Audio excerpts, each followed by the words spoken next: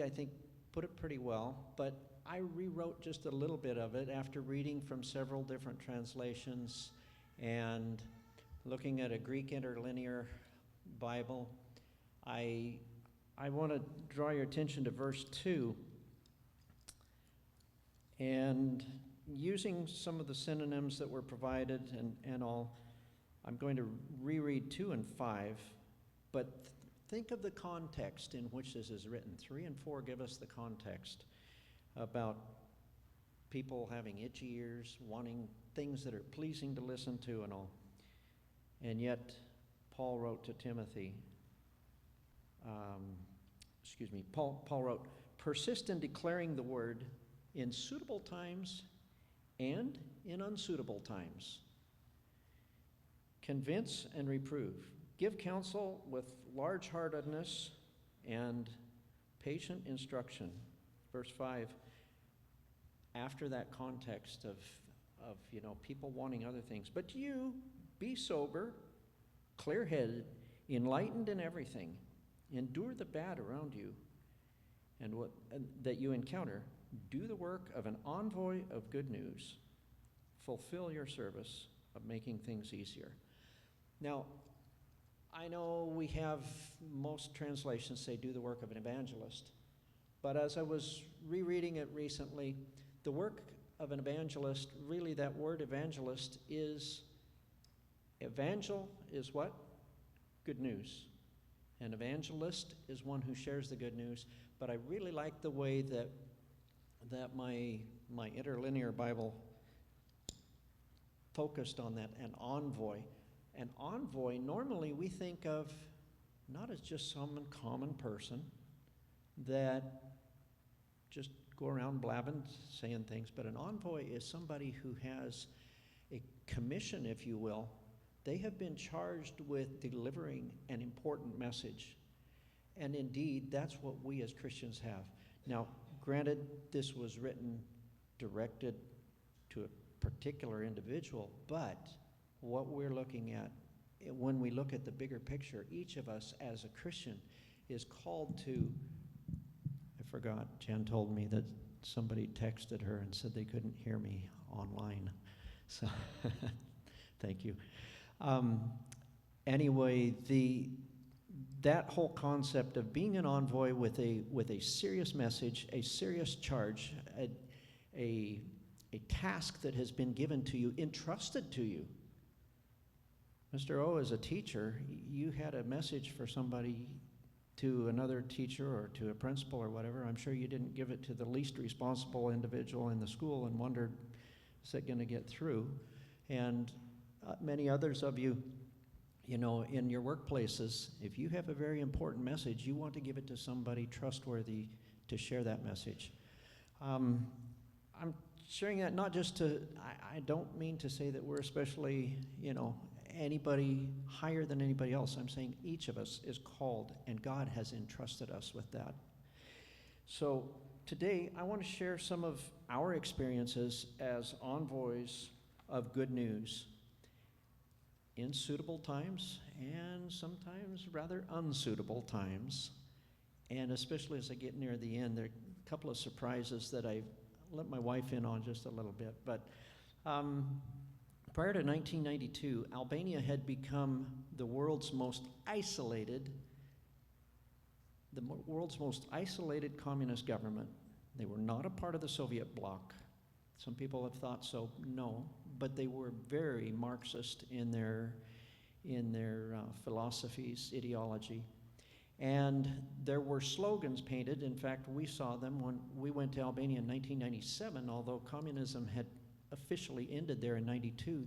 Some of the slogans were still available. And unfortunately, I wasn't able to share photos with you today. I had some problems with that, so we'll just go on. But Albania's temple is Albania. And its religion is Albanianism. That was one of the slogans. There were many others extolling the virtues of work and other things. But The suppression of religious expression was just something incredible.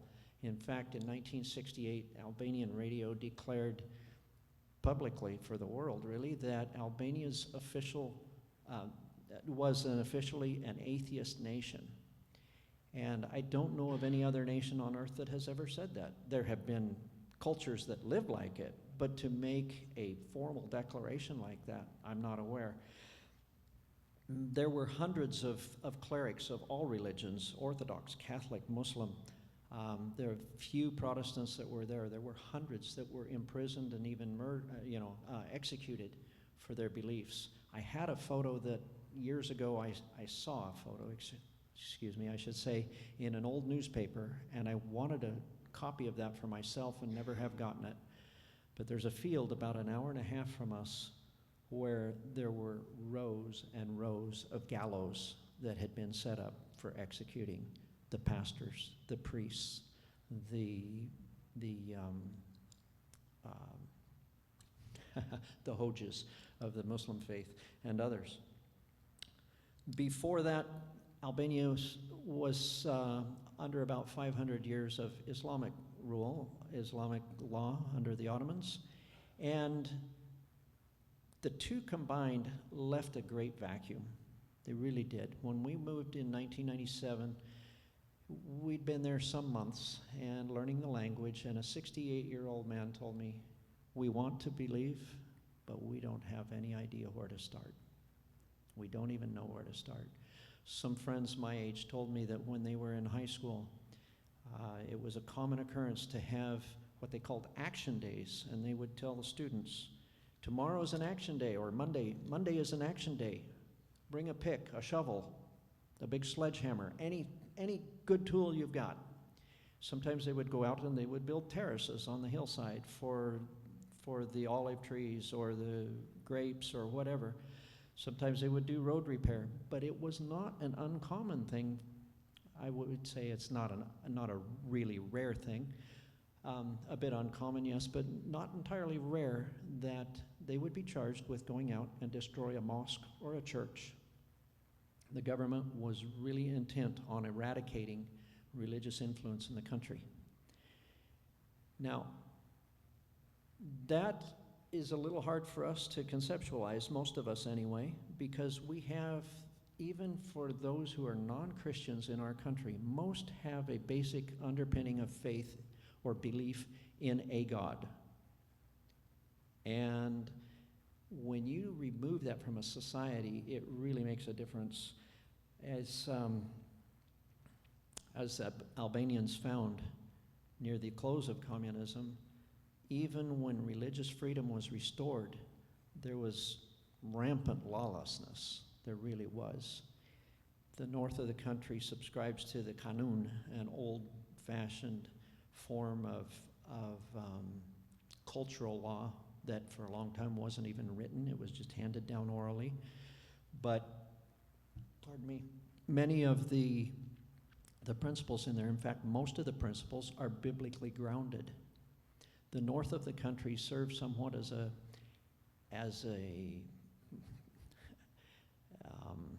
anathema for the government, in the sense that many of the people still hung on to their cultural, their religious convictions, and yet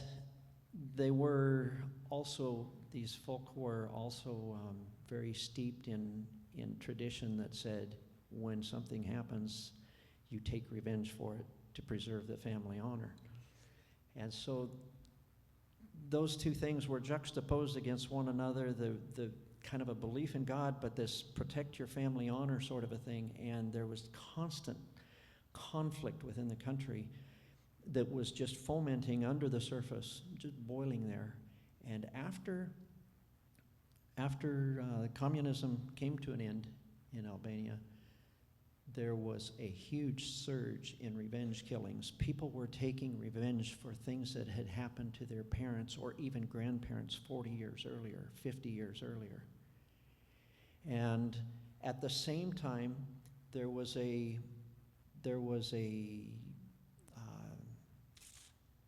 a laxness, if you will, in the law. And this was part of the reason for it. The law was slow at being enforced, and so these people were taking justice into their own hands.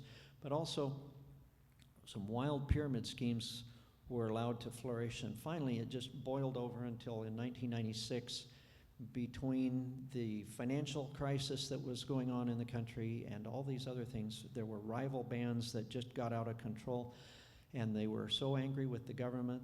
They broke into the warehouses in the government, the ammunition depots, the armories, and in a country that at the time had about, there's an estimated 2.8 million people, there were 4 million weapons in the hands of the populace, and about 8 billion rounds of ammunition and several hundred tons of high-grade explosives, and it was chaos. And in fact, some of our supporters, we were with Adventist Frontier Missions at the time, some of our supporters said, we're not going to be part of sending family into that kind of environment, and they pulled their support. And others said, if you don't go, we're going to transfer our giving elsewhere. And so we were caught in an awkward position. But things settled down a bit, and we went into the country to find, like I said, just a very unusual thing, something very different from what we had ever experienced in life. And not long after we moved there, one of Jan's friends introduced her to a bunch of ladies that were in the house, and she went around and introduced each one. Then she came around a second time. She said, she's Muslim, she's Muslim, she's Orthodox, she's Muslim, she's Orthodox, she's Orthodox, she's Muslim, and I'm communist. Even though communism had officially ended several years prior, that was still very much in her heart. And it was a very interesting, challenging time. Some months later, this same lady's son was with her in the house, and all of a sudden she collapsed. They rushed her to the hospital. They found that she had a bleeding ulcer, but he thought his mother, 15-year-old boy, thought his mother was dying in his arms. Jan and I went to visit her in the intensive care unit, and like I said, we'd only been there some months, I think less than a year, and I just felt impressed I should pray for her. Even though she had declared herself an atheist, a communist, I just felt that I should pray for her. I asked if I could. She said, I hoped you would. And I prayed for her in Albanian, my very first prayer in Albanian. I stumbled through it, and I asked the Lord, the Holy Spirit, give me the words to say, because I'm not totally sure. Afterward, she said, that was beautiful. Thank you so much. Like I said, today I'm basically just wanting to share stories with you of how in season and out of season we can have an impact in people's lives. We had a great difficulty getting a residency permit. Because of the unrest in the country, about every 4 to 6 weeks, either the personnel would change in the office or the procedures would change, something. A year went by and we did not have a formal residency permit. And that could be a big thing. I mean, we didn't have our own vehicle at the time. We were riding public transport, and it's a bit unnerving when you're a family of 5 riding on a bus. It takes 9 hours from our home to the Capitol, and we needed to go periodically. And you get stopped by a group of masked men. You don't know, are these police officers? Are these rebels? What are these people? And they demand your documents. And I was really reluctant to turn my passport over. 5 passports, not one, but all 5 of our passports at once, whereas if we had the residency permit, at least we could leave the passport in a safe place and travel with the residency permit. Finally, a neighbor said, I think I found a solution. Come to City Hall tomorrow, and I think I can help you. So I went. He was one of the essentially a county official, and they went through a process where they registered us as local residents, and he said, at least within our district, you can travel without worry. You don't have to keep the passport with you. We have you registered. If there's anybody stops you, things should be okay. At the end of it, what I forgot to tell you, Prior to this, because of all the unrest, several of the neighbors offered me a Kalashnikov. How many of you know what a Kalashnikov is? I know there are a few, even ladies, a couple of the ladies. Good. A Kalashnikov is basically an AK-47. And several of the neighbors offered me a Kalashnikov so that we could protect our family. And I told them, we don't need that. We have God's protection. Oh, you're afraid of guns. We'll teach you how to use it. I said, no, I grew up on the farm. I had a gun. I know how to use one, but I don't think it's necessary for us here. One of our neighbors had an anti-aircraft gun on a tripod on the roof of his home. And it was interesting. I see a few of you chuckling. You can imagine what it was like for us. So at the end of this registration, I recognized that they had entered us on the same page as Italian residents in 1934. And we're in a city of about, at the time, I think it was 109,000 is what they said in the city. So you can imagine how few foreigners had been in the area over those decades. I asked the question, are we finished? Is it official now? Yes. I said, okay, where's my Kalashnikov? If I'm truly a citizen of this city, where's my Kalashnikov?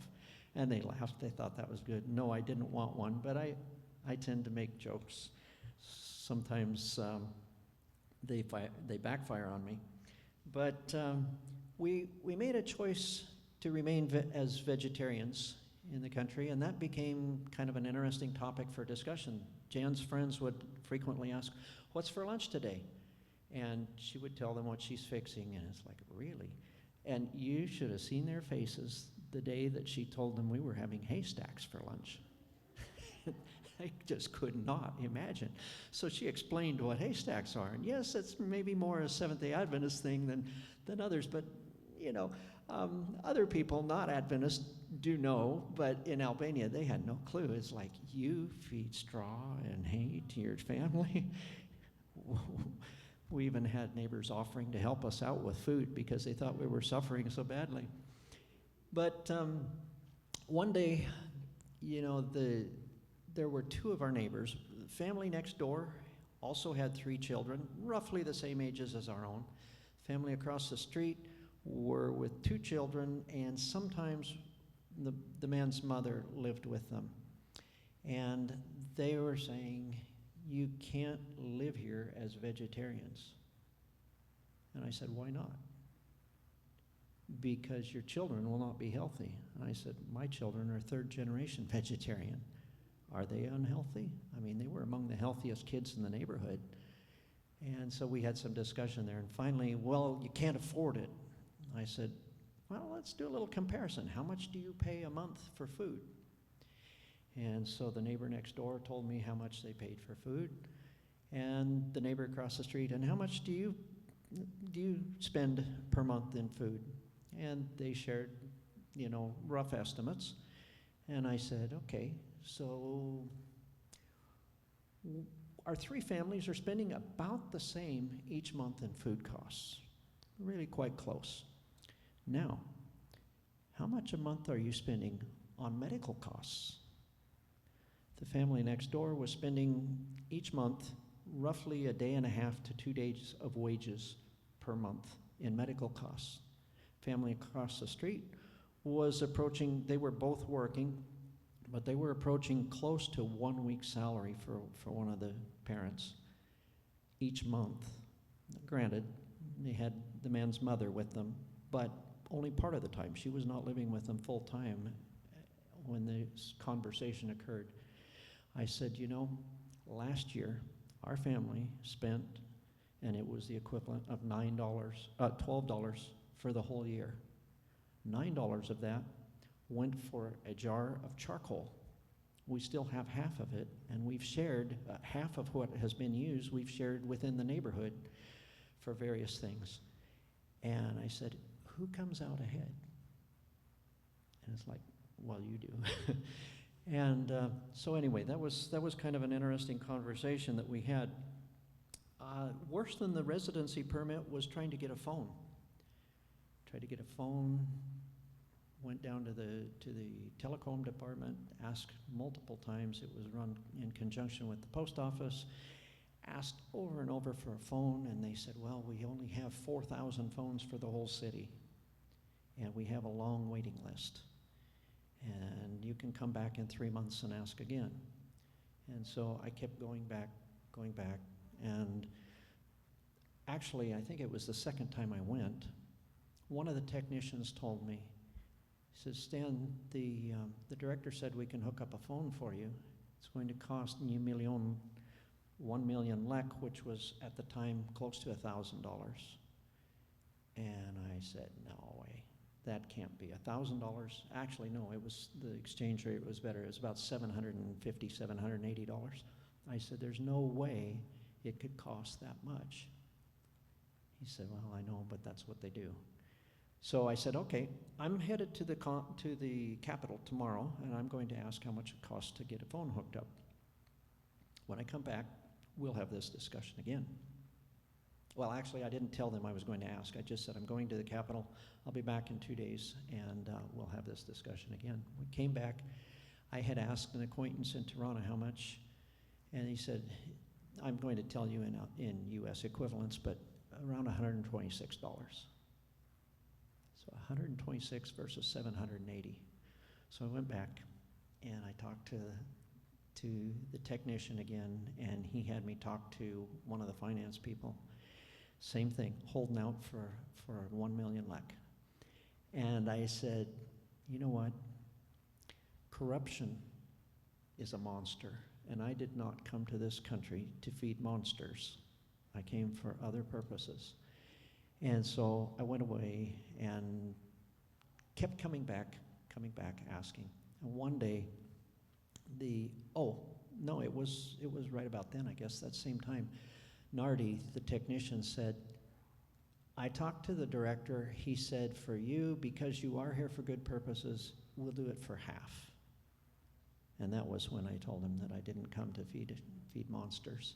I said, half is still not appropriate. So 14 months before we got a phone, and when we finally did get a phone, I was talking one day, and somebody broke in on the line. Pardon? Was it closer to 2 years? Okay, close to 2 years later. Yeah, you're right. Well, it was 14 months to get the phone, then it was about 7 months after we got the phone. I was talking with my mom in the States. Oh, by the way, phone calls were $3.28 a minute. We did not call our family very often.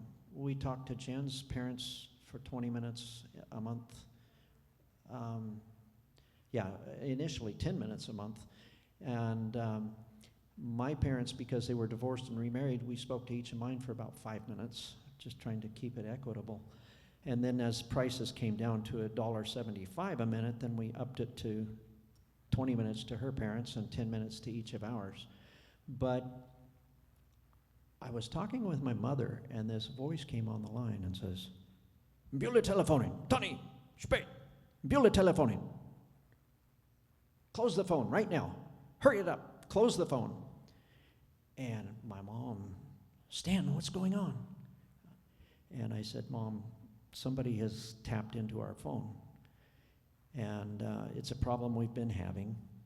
Don't worry about it. You know, I'm trying to get to the bottom of it, but,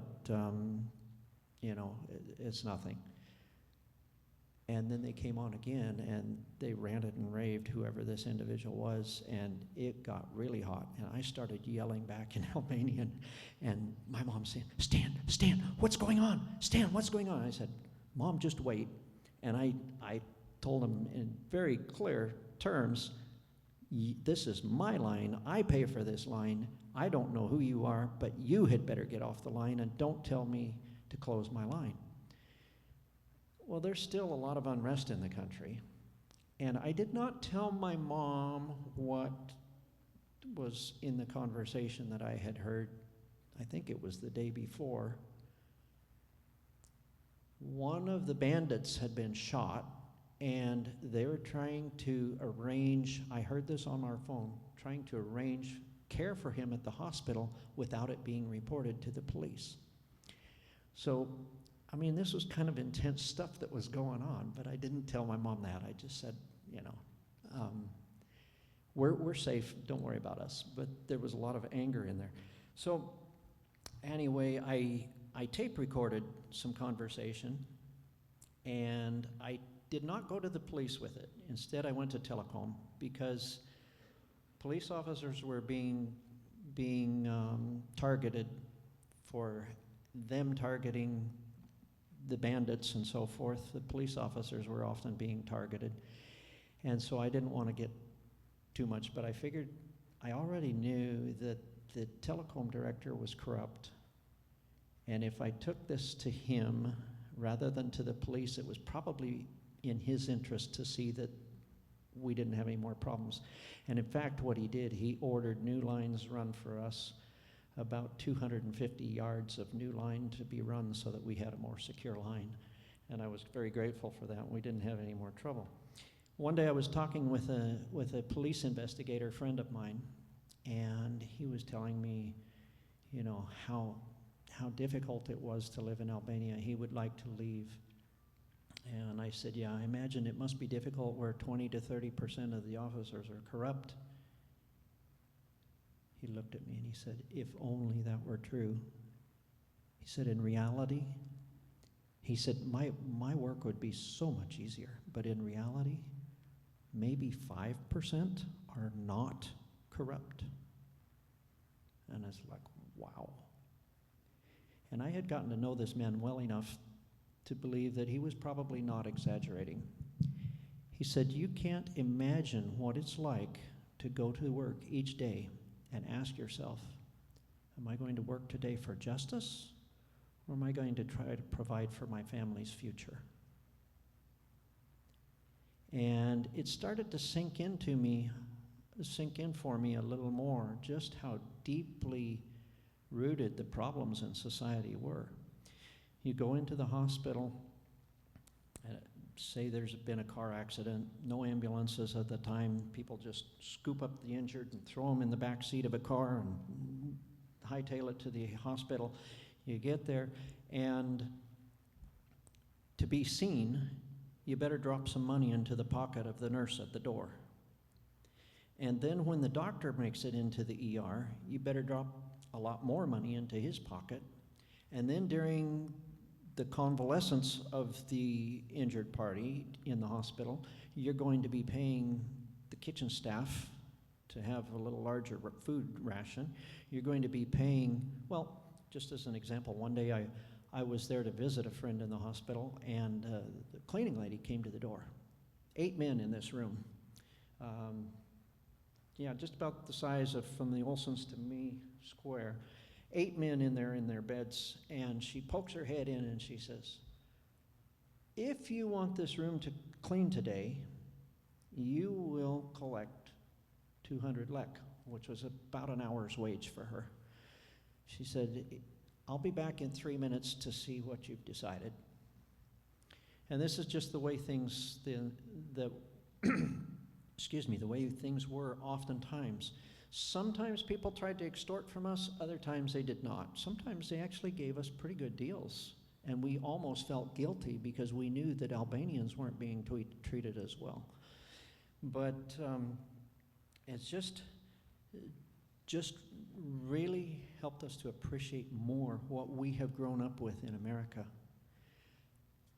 As time went on, we had more and more people asking us about health, how they could improve their health. We shared things.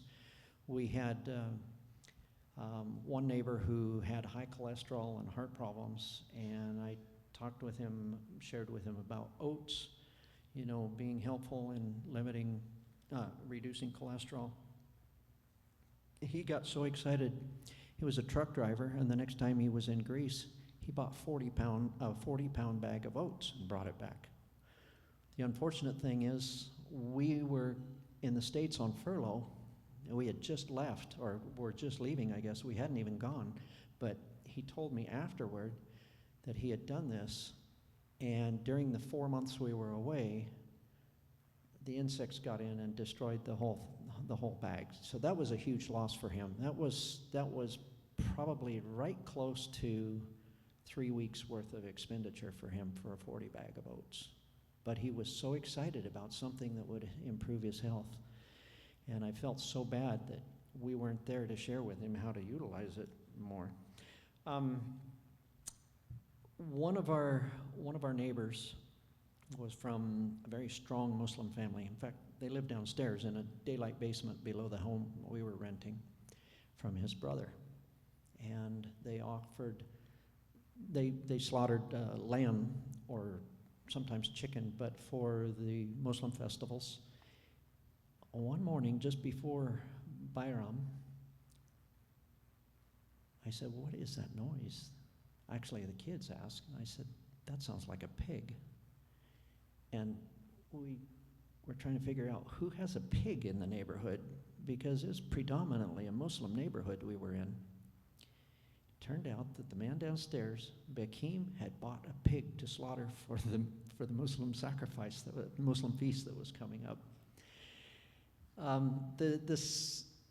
The complexity of their beliefs is just absolutely astounding. In 1999, during the Kosovo refugee crisis, the conflict there, one thing I forgot to tell you was when we left the U.S., because of the unrest in Albania, we went first to Kosovo for about 7 weeks. And so we picked up a little bit of language there. We kind of fell in love with a lot of the people there that we met, Serbs as well as Albanian ethnic Kosovar. And we really felt the tension of what was going on. And family back here were worried about us because, here we've got war in the region and everything, and we thought, oh, we're fine, it's not coming here. It took me a while to realize we're only 300 miles away. My mom had good reason to be concerned, but for us it would have been over 2 days travel. So, it's like going from, here to Portland and back versus if you go 2 days travel in another direction, that's a big thing. You think, okay, so something happening in Wyoming actually is not even 2 days away from us, is it? So further east, it seemed like a long way off. But one morning I got a phone call from City Hall and they said, "We've got word that there are refugees coming. Can you come to the City Hall and meet with us?" And so I went and met with several from City Council. They said, we've never dealt with a situation like this. Can you maybe help us out? We've got 800, they told me on the phone, we have 800 people coming. By the time I got there, they said, we have word that there are 1,460 that are coming today. What do we do? And I'm thinking, oh boy, Lord, what do I say here? Jan and I have dealt with some large groups. I used to work for Pacific Union College as a maintenance director for the women's residence halls, and she was the guest housing coordinator. So we dealt with some large groups, but these folks are traumatized, and what are you going to do with 1,460 people just showing up and there are no arrangements made for them? I mean, we had weeks in advance to prepare. So I worked with the city, they had some folks that were pretty brilliant there, and they had some ideas, and I said, I'll see what we can arrange. And we coordinated a bit with the orphanage that was being run by an American Baptist missionary couple. And what we decided was that we would be prepared at the receiving center, basically, where they were coming in. And we had hot water. There was no hot water in the facility, so we were heating it with great big kettles that the orphanage supplied to us. And we worked during the Kosovo crisis there. The main thing we did, we made tea for all the new arrivals. We provided baths for the children, the small children, diapers and clothing for the kids, and ladies' hygienic products. There were a couple other agencies and churches that were providing like breakfast and lunch, and somebody else was providing part of the supper. One time Jan organized the neighbor ladies, what'd you do, 30 dozen boiled eggs one day, when more than that? Yeah. For a group that was coming in, and there was nothing to feed them, and so anyway, it was just an incredible time. There was a lot of anger and pain and trauma. One mother that was coming down had left Kosovo with 8 children. She arrived with 5, but only 1 was hers. She had lost 7 children on the journey, but picked up 4 other refugee kids because they had somehow gotten separated from their parents. And the pain in these people's eyes, and communication was still a bit challenging for us because we'd been there less than 2 years. We had, anybody here know Glenn and Karen Wintermeyer? Some of you might, with GO. They were our supervisors at the time. They came for a visit and went with us to one of the refugee camps. And the one Kosovar lady just poured her heart out to Karen, and she just sobbed and sobbed and sobbed. And all Karen could do was sob with her because she couldn't understand the language, and we got lost. I mean, this lady was talking so fast, blubbering so fast, we weren't able to translate well enough, and finally just let them sit there and cry together, which meant a lot to them. 5 years later, after the war had ended, I was in Peja in Kosovo, walking with a friend on the sidewalk there who had fled to Albania and was moving back up there, and had moved back but was now moving to Albania to work as a pastor. And we were walking on the sidewalk, and I saw a group of men out on this sidewalk about the distance from you and I. This whole group of men stood up, and they're staring right at us, and I'm thinking, what's going on here? And I said, Arvin, you know these guys? I don't know. We got close to them, and they just bear hugged me. Stani, and just on and on. Stan, how are you? How have you been? How's your family? 5 years after their traumatic experience, they recognized me on the sidewalk. We'd had no contact in those 5 years, and they recognized me. And I just want to throw that out there and tell you that sometimes people whose lives you touch, you may think that's the end of it. You never see them again. Maybe you will. Even if you don't, they may remember how you showed God's love to them. One miracle story that we just love. Jan had a little tube of A&D ointment. Many of those ladies would come in, and they just had terrible sores, babies with diaper rashes, but the ladies without bras, and they had just terrible sores under their breasts, and Jan kept dispensing the cream herself just a little bit at a time because we only had one tube.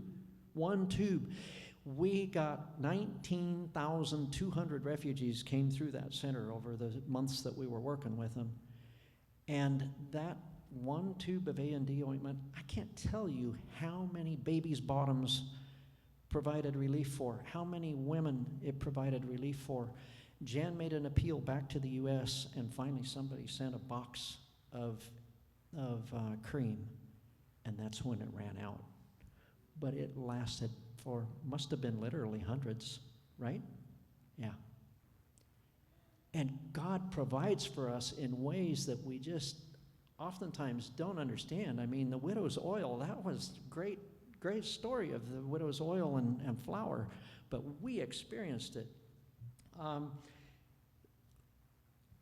One day, I was at City Hall again for something, turning in some documents, and I just stopped by the office to see the man who had helped us register. And Yetnor had a friend visiting from the U.S., an Albanian friend, and we were talking in English.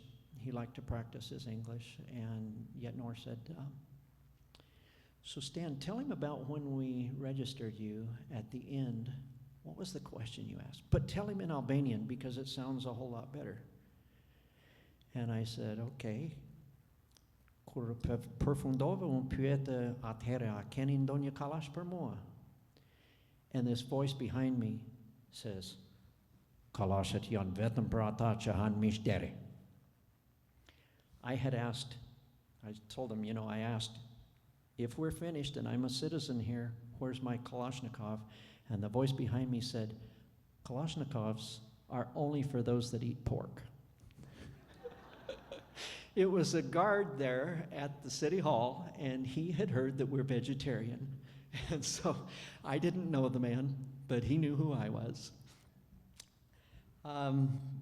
People observe and hear a lot more than we sometimes think. We've had a few negative experiences in the country, yes. Had the windshield broken on our vehicle. We had a rock shot through our front window, the window in the door once. But overall, we've really had very few relationship problems. Yeah, we've had some arguments and so forth once in a while, but we really have a love for the people that has developed over the years. Jan paid me a huge compliment one day, about 6 years into our experience. She said, well, I see one thing. She said, you really like these people, and I can see that if something happened and you should die, I should find a little plot here for you so you'll be among your friends in the resurrection. It's one of the hugest compliments my wife has ever paid me. It really is. And as time has gone on, several people begged us to start English classes, and we kind of put that off because it was a source of income for many Albanians to teach English, and we didn't want to take that away from them. But we came to realize it was an opportunity for ministry, because we get twice a week contact with these people. One thing I should check, I didn't bring my phone up here. Is the clock on the back correct? 12:16? Yes? Okay. So I'm okay for another 30 minutes, right? No. I'm kidding you. I won't do that to you. In fact, when Jan said that Sandra wanted information for the bulletin, I said about 90 minutes, and she was aghast. She thought I was talking about taking 90 minutes for the sermon, and I meant I would get back to Sandra in about 90 minutes. But anyway, I did tell Doris last night, I said, once I get going, it's hard for me to stop, and I'm going to be as conscientious as possible here, but I do get excited. We love what we're doing. But eventually we decided we should start English classes, and we did. And we started out with professional adults. One of the groups we had 2 doctors, a baker, a customs official, and who was the 5th guy in that class? Pardon? No. Oh yeah, an employee at City Hall. He was the urban planner for City Hall. Thank you. So, high-level people, basically, and we had this really good class going, and periodically, they would start to ask questions about the Bible. Now, because that group was 2 Muslims, in fact, one of the doctors was Dr. Islami. 2 Muslim doctors, actually, Vladimir was also Muslim. The baker was an atheist, and the customs official, the Dogana, was from an Orthodox background but not practicing. So I was sensitive about how I would teach my class, but I not ashamed to share my faith, but I don't use classes as a pulpit, if you will. But eventually, people always have questions to ask, and as I get to know them better, I find opportunities to share, to be ready at suitable times and unsuitable times, right? And one day, one of the doctors, Dr. Ziadeti, had retired, and he went into severe depression and actually nearly died. Dr. Islami told me he was in the hospital. He said, we've got to go visit, and you have to pray for him. And I said it would be a privilege to go with you. So we did. We went and visited him. He was like Hezekiah with his face to the wall and ready to die. And we talked with him a little bit. And I said, Ziadeti, I want to pray for you because I believe that God can bring you out of this. And I forgot to tell you, he was the foremost neurosurgeon in the southern half of the country. So retirement for him was really hard, and especially the circumstances under which he got shoved out of his profession and essentially told not to step into the hospital again due to politics. And I prayed with Ziadeti, and within 3 days, he was home. He was doing well, started coming back to classes again. And talking with Dr. Islami one day, he said, Stan, do you suppose that we could maybe look at the Bible a little bit? And I said, I'd love to. He said, I think we should do it as a class. I said, okay. If the others are agreeable, I'm happy to do that. If not, we'll need to find a time outside of class because I want to respect the others. And so it was interesting. The very next class, he kind of set me up. And then he said, Stan, it's time. And the others are looking. Time. I said, what Islami is referring to is it's time to share with you a discussion that we've had. And I told them of his interest in studying the Bible. And they said, yes, they were interested. And I said, I will do it on 2 conditions. 1, that everybody in the class is agreed. And 2, I'll tell you after you decide if you want to do this. Yeah, they all agreed, even the atheist. Yes.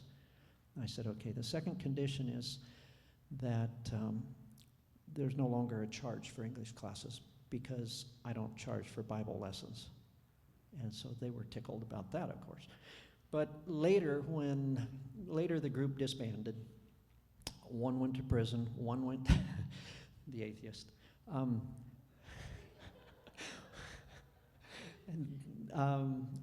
One has since passed away, one, Ziadeti, Dr. Islami and his wife moved to the U.S., but he told Jan and I, he said, you guys are our spiritual parents. Man is 10 years older than I, but he calls us his spiritual parents. And just really a joy to keep in touch with these people as they've immigrated and gone to different places. Our classes have shifted, and boy, so has the clock. The hand on the clock. The clock is still there, but the hand has moved. Anyway, many of our classes, we've had some really good conversations. And out of those classes, we have people that we've been able to study the Bible with outside of class, not just that one group, but others. In Western society, we generally make our decisions on an individual basis. Maybe we'll counsel with somebody, we'll listen to other opinions, but it's my decision in the end, right? It's your decision in the end. In the Eastern cultures, it's much more common that they wait until there's a large group ready to make a decision. And that makes it challenging. When somebody becomes convicted that God is real, that they can have a personal relationship with him, more than once, I've had people that in the U.S. would have been baptized, but they say, I'll wait for my family, I'll wait for friends, and they wait. They continue studying with you, but they won't make that public expression. And I've tried to share with them how that public expression can strengthen others. But David and Ulsa are a young couple that, well, just to cut it short, they came from an interesting, varied background. David was married to someone with mental issues, and he and Ulsa got hooked up through music, and we worked with them. David eventually was our first baptism in Albania. Not the first Seventh-day Adventist, but the first that I was privileged to baptize. And eventually David and Ulsa worked for us. They, as decent musicians, I mean really good musicians, offered music classes with us while we did the English. And Jan and Ulsa worked together preparing vegetarian cocktails, they call them in Albania, which is just finger food and stuff like this. And from those encounters, we started having 75, 80 people coming regularly to our events, not on Sabbath. Sabbath attendance, we were up into the 20s. And we were able then to do more in the area of health and even some relationship seminars, really reaching out to people in some other newer ways. But some things happened. David and Ulsa got very upset with the church and actually left the church. They moved to the capital to pursue music professionally. Jan came to the States because of her parents' health, and our landlord wanted to raise the rent 30%. Bam. And so basically I shut everything down and let that rent go, moved into a smaller facility. We still continue with English classes. We've had some smaller seminars and things. 22 people in our apartment is a bit crowded. But we have continued reaching out to people on an individual basis. I've been invited to do some simple hydrotherapy and home treatments in various homes. And then that, by word of mouth, has spread. And one of my good friends is a doctor who works at the drug clinic, and he introduced me one day. He asked me to volunteer down there dealing with the meth addicts. And I did for a while, but he introduced me as Dr. Stan, and I said, Cranar, do not do that. I am not a doctor, and I don't want you misleading these people. He said, well, they need to know you're credible. And I said, well, thank you for your confidence, but I am not a doctor, and we don't want to open up any trouble calling me something that I'm not. But you're as educated as many of our doctors. And I'm thinking, oh boy.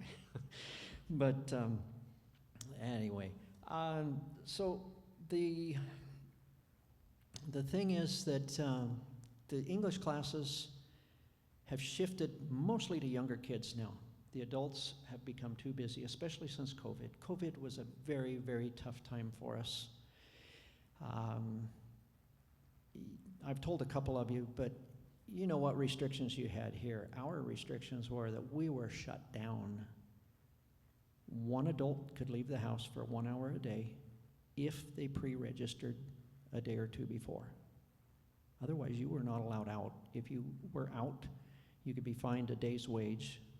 If you were with your car, it would be impounded for a minimum of 6 months.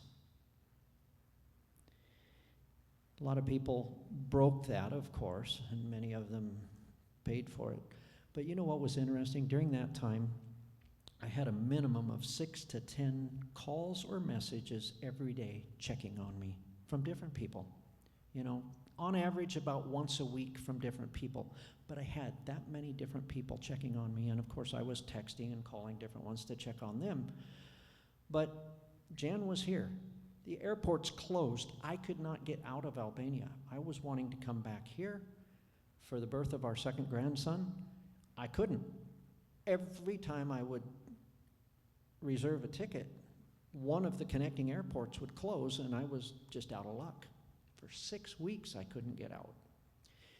During those weeks that we were under such rigid restrictions, a man named Mario came every Sabbath but one. Mario, I called my older twin. We had the same birthday. 9/11/61 for Mario, 9/11/62 for me. I called him my older twin. And I don't usually say 9/11, but for some reason I did this morning. Anyway, so 11th of September. So Mario had been diagnosed with stage 4 pancreatic cancer. And I said, Mario, I understand that with your medical condition, you're probably quite concerned about your health, and God will understand, I understand, if you feel it's best you not come on Sabbaths. Stan, I need this. We need it, but I especially need it. And he came every Sabbath. His 1 hour out, he made sure was a time that we could come and meet and pray together on Sabbath.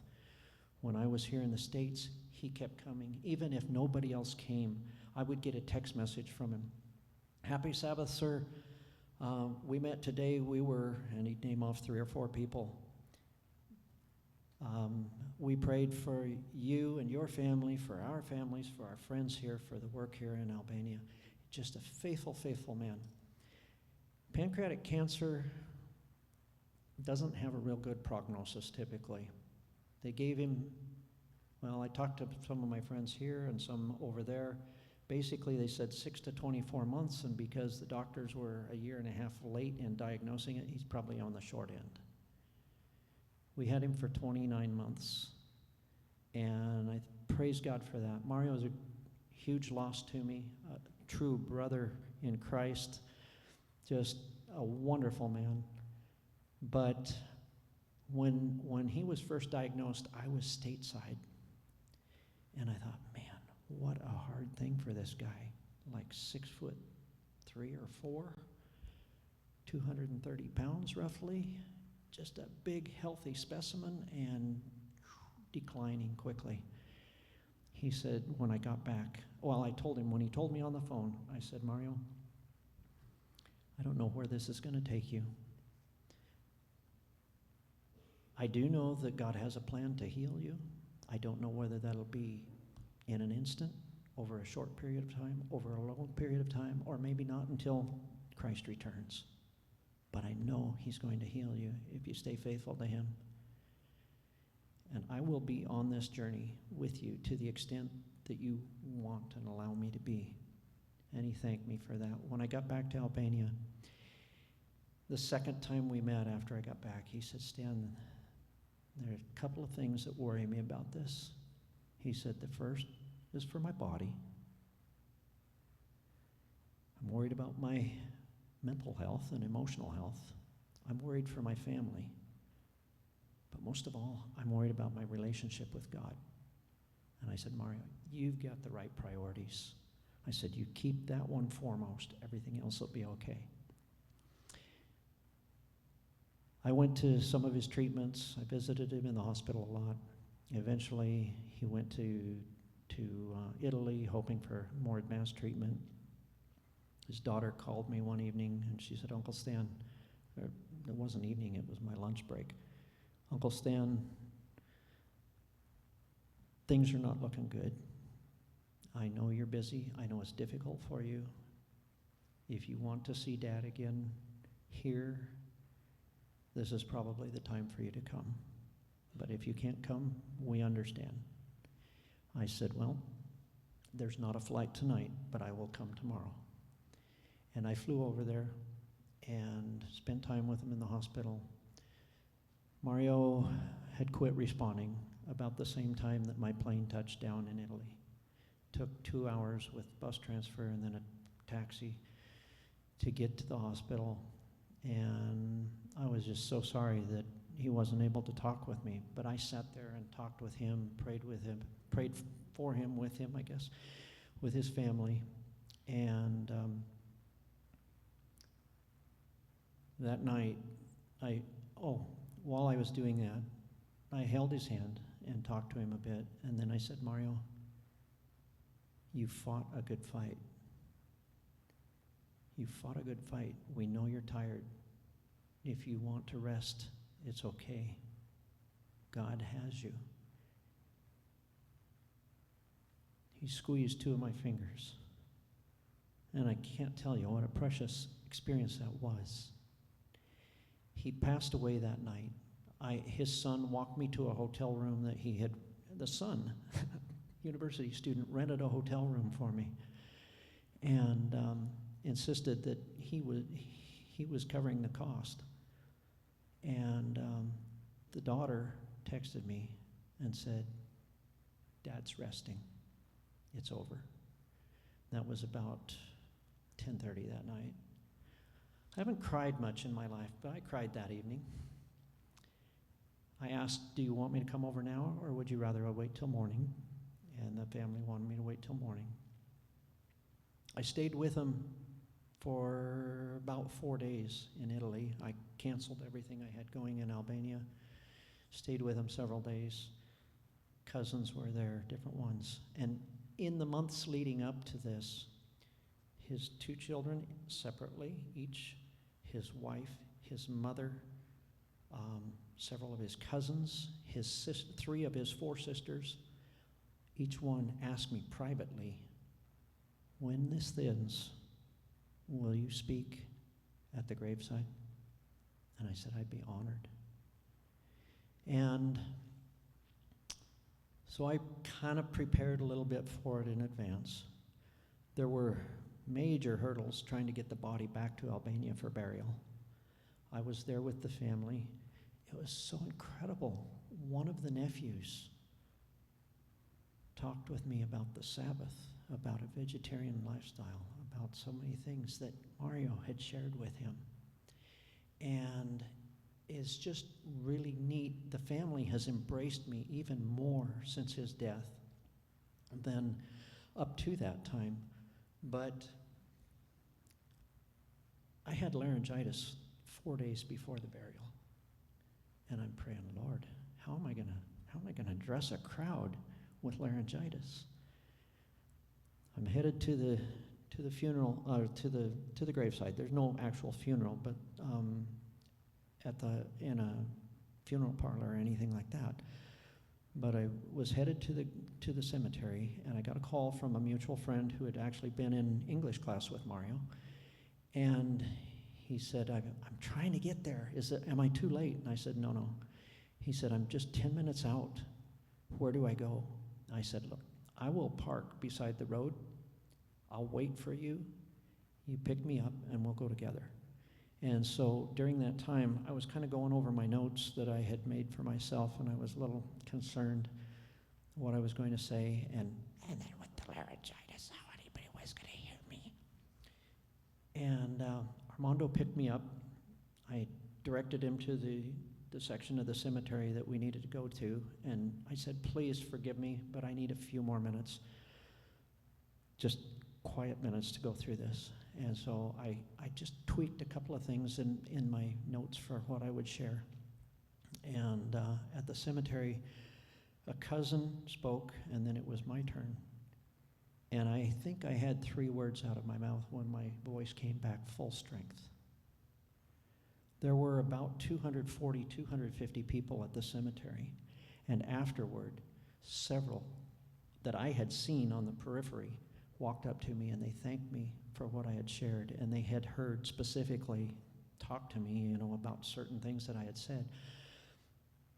So very much a mixed multitude of people. And I basically talked about how Mario was my older twin. And I said, most of you know that I'm not actually Albanian at all. I'm of Swedish and Norwegian blood. I mean, English and Norwegian blood. She's the Swede.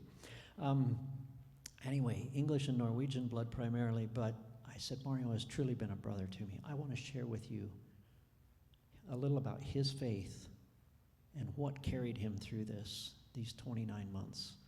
And so I did. I shared a few of his favorite texts and so forth, and then I actually said a prayer for the whole group. And it was just really meaningful to me and obviously to several others. The daughter asked me to come to the wedding in New Jersey because her dad wouldn't be there. And that was a privilege to do. Anyway, we really touched a lot of lives over the years that oftentimes we don't know how much. And even some of those relatives, some of those friends that were close to Mario are now more attentive to things that we would like to share with them. I've got just a couple more things talking about, I needed to share with you now about unsuitable times. I was over to see my stepmother on Wednesday. I drove down from northern Idaho, had taken the grandkids back to their folks, and then drove down to see my stepmom. Got there just in time for breakfast, and she's got blueberry pancakes on the griddle. She told me to call. I called from Weezer. She had them ready, and an insurance salesman came to the door. That's an unsuitable time to get an insurance salesman when you're sitting down for blueberry pancakes. I finished frying up the pancakes while she talked to him a little bit, and then I did something that just shocked me and her. I said, Aaron, would you like to stay with us for pancakes? We're just ready to eat. And I'm thinking, oh no. Oh, I'd love to. I haven't had breakfast. I did not anticipate he would accept. Aaron sat down. We prayed. We ate our pancakes, and then continued talking. And I'll make it short, but Aaron believes in God, but he thinks that religion is all man-made. It's all concocted. And although he attends a church in the Boise Valley on occasion, he's not a member. And he is not yet engaged, but has a girlfriend. And anyway, as we talked, I just sensed a sincerity about him that you might not anticipate with an insurance salesman. And if there are any insurance salesmen here listening, don't be offended, but you do have kind of a stereotypical view of yourselves. Anyway, the thought came to me that I should offer him a great controversy. I asked Violet, my stepmom, do you have a great controversy? She said, I think I do. She left the room. She's gone several minutes as Aaron and I continue talking about God. And she comes back, and she's got the most beautiful copy of Great Controversy I've ever seen. It's purple cover, hardback, just gorgeous. And I'm thinking, oh no, this is my stepmom's personal copy. Purple is her favorite color. Her name is Violet. And she gave it to him, and I told him, don't rush through it. Read it carefully and prayerfully. And he took it, he thanked her, and he said, this is the best birthday gift I've gotten on somebody else's birthday especially. And then I asked him if I could pray with him before he left. And he thanked me for that. I prayed. He said when I finished, you know, it's been a long time since anybody prayed with me. He said, I remember my grandma used to. And I think my mom probably still does. But he said, I haven't heard anybody pray specifically for me in a very long time. And when he left, I apologized to Violet. She said, it's okay. She said, this was God's thing. And I thought she was going to be unhappy with me, but no, she was not. She was happy to do it. And when we left after cleaning up the kitchen, went the other room, there was a paperback copy of Great Controversy there. She said, I had this one, but I didn't want to give it to him. I just felt I should give him my good one that I had just gotten. She'd never even read it, really. Brand new. And purple is his favorite color. He said, I will read this. He said, I'm not sure I'll have it done when I come back next week. I said, don't. You need to read it slowly, carefully, prayerfully. There's so much more I'd love to share with you. I'm not going to do that to you. I am going to tell you just a little bit about some challenges that we have and ask for your prayers. We have, I'm not passing anything out today. The last time that we passed something out, we didn't get much response, and I thought, I'm not going to do that with the paper. So if you're interested in supporting financially some of the things that we need, we had a flood. We had 49.5 inches of water in our storage area. I threw out most of it, and by the time I left, some of the things that I had cleaned up were getting moldy, and I'm probably going to have to throw more out when I get back. I will have to. We've got, Bibles and other literature, some furniture, different things. A lot of things that we need to replace there. We have financial needs for replacing those things. We would like to bring other people in to work with us, and that takes money. Currently, I've tried for years to get people and have had some short-term volunteers, but no, there's not a big rush for missionaries to move to Albania, and those that do typically are gone in 3 years. We've been 6 years for some. We've been there 28 years, and don't begrudge it at all. It gets harder as our parents have been passing away and our grandchildren are growing up. It is harder. And Jen is on loan to you folks as a teacher and principal. I'm anticipating getting her back after this school year. So anyway, we've decided we need to get help from within Europe, because just the way things are. So I've got 2 Polish families that are maybe interested in joining us next year. And there are just a lot of needs within the community that we have in the past tried to help meet. It's me, and I'm not begrudging that, but we don't have a group there. Sometimes we've had better relationship with the mission than other times. Currently, we have a positive relationship with the mission, but even while I'm here, the mission is so short-staffed, they don't have anybody to send to Albania, to Vlora, to our city, to meet with our people. And that's painful to me. But I would ask you, at the very least, to join us in prayer. And I'm going to chastise you folks for just a moment here. My wife didn't know that I was planning to do this, but I'm going to. Some weeks ago, she asked about people who would commit to prayer during the school year. I'm ashamed to tell you that fewer than one hand responded to that for your school. That is a very, very important thing. And I think that some of you, maybe in your heart, said, yes, I will pray, but you didn't tell Jan. There are specific individuals in that school. There are specific individuals in your church that need prayer. Folks, without prayer, there's no power. And that is most important. We have felt it in our ministry when we've known that we have people regularly praying for us. Things have been much more, positive, lively, on a solid footing than at other times when we feel like we're all alone. I just want to encourage you, back to the verses that we started with. Be ready in season, out of season, to share as an envoy of God's good news for others. And I did go, Doris, beyond what I told you. I thought I'd wrap it up. So I'm going to ask you to stand and pray with me. We'll not do the closing song, but I would like to have you stand, and we'll dismiss with prayer.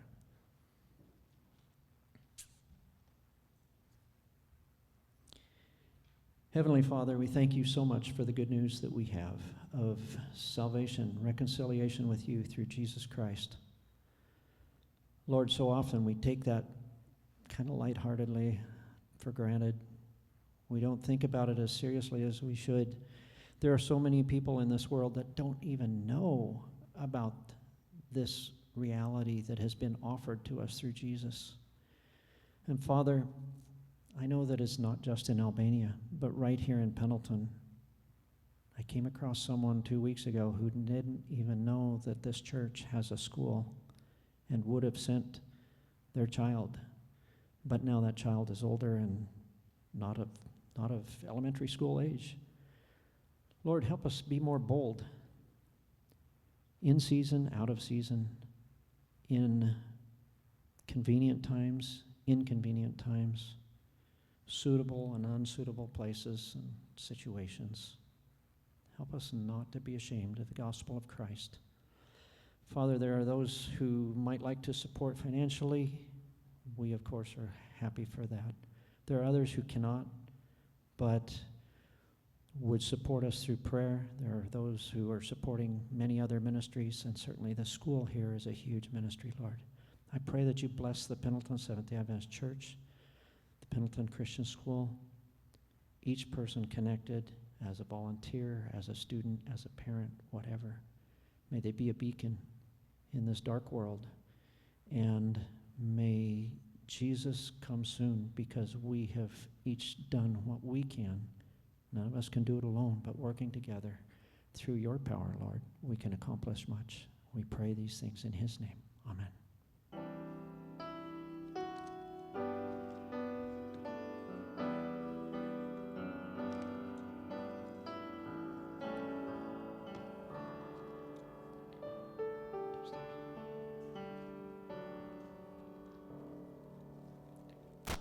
Remember, for those who can and would like to, we'd love to have you stay for lunch.